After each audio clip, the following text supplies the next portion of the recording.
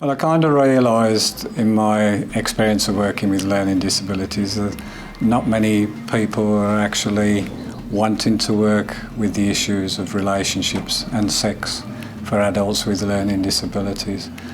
So it was a message, do I or don't I? And for me it was kind of, yeah, I definitely want to embrace it. But to do that, I don't think you can kind of think about it and just go into it. I have had extensive training around this area and I've done many courses and many certificates that I have to quantify me to do this work.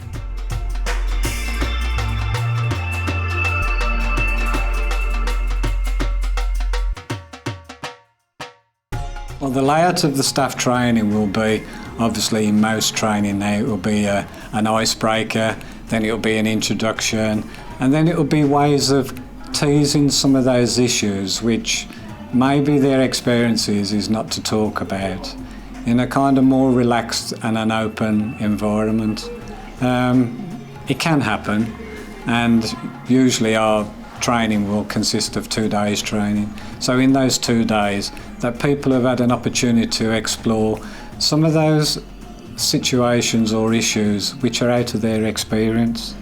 And it may be, for argument's sake, issues around either cross-dressing, or it may be to do with same-sex relationships, or it might be to do with somebody they're specifically working with who is inappropriate at times, and that kind of may be just putting their arms around a member of staff and kind of really don't know how to deal with it. So basically that's our training, not really to criticise and to have a negative impact on the staff, but really to build their existing skills. And we have the hotline here for people to access and to ask questions, and that hotline's active every day. We've worked with Carl and Mandy at Allenscroft for a number of years, doing training around sexual relationships and anything of a sexual nature with service users. Because particularly in the community, we became aware that we've got service users who needed to have a different kind of understanding about their own sexuality and how to form and maintain longer-term relationships. It's fine sometimes for more senior people to have that understanding, but when we've got new staff coming in, we needed to have somewhere and some way of making sure that they got that understanding really quickly. So Carl and Mandy have always been our local point of contact, really, because we've had service users come into the day centre, so we developed that working partnership with them and knew that we could tap into them.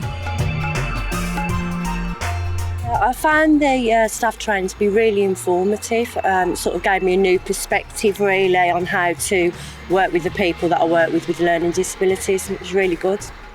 There was one occasion where there was a couple I worked with, they were getting very close, and they was asking a couple of times, they asked me questions like so-and-so's trying to kiss me and he wants to take me out for a drink. And then I also thought it was a good time to refer them to Carl and Mandy's course, which I think helped them quite a bit. Staff training for people working with people with learning disability is very important, purely because we must all be doing the same thing.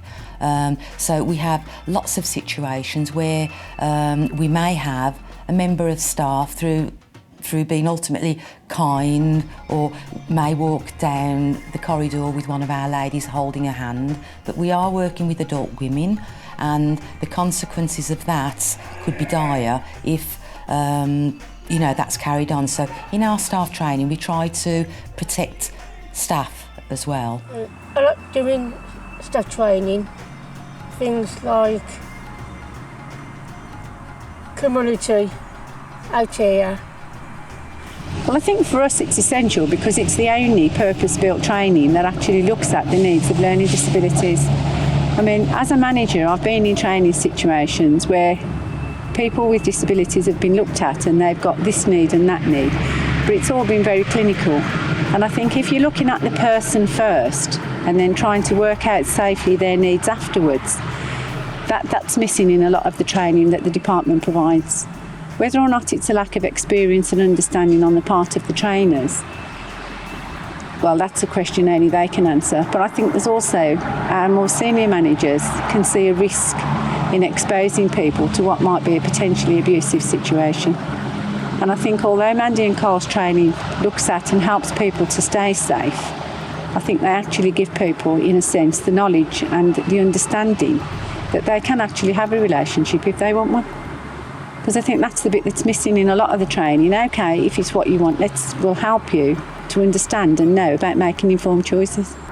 Well, we kind of realise that the material that we show is it has to be explicit, and the reason for that is that people need to see real images of people engaging, and whether that's foreplay or sexual intercourse. It's always done appropriately, and it's always done at a level that obviously people will understand and be supported through. So wherever possible, we always encourage key worker role, we always encourage parent and care if that's the case, or other professionals that are supporting that person.